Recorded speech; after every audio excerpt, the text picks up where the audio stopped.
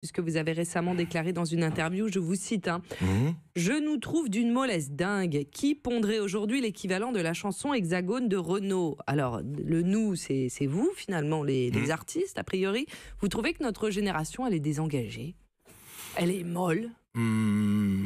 Disons que ça se méfie un peu de la politique. Il y a d'autres formes d'engagement, bien sûr.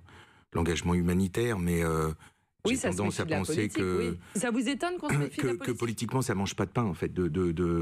Voilà. Mais l'engagement politique, ouais, est devenu un peu suspect, comme s'il y avait une méfiance, comme si... c'était pas bien, alors que le débat politique est passionnant.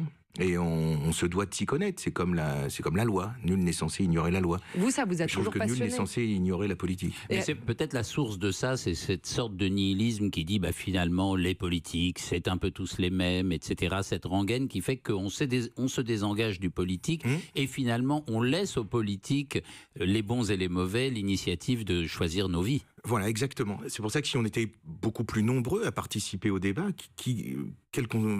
d'où qu'on vienne finalement, quel que soit le métier qu'on fait. Mais comment on réveille ça? Il faut y croire. Je sais pas, moi j'essaye en écrivant. C'est très puissant. Je fais ce que je peux dans mon petit coin. Ce livre, Nous qui sommes devenus le mauvais temps, il est extrêmement puissant. C'est un livre étonnant, la façon dont vous l'avez rédigé.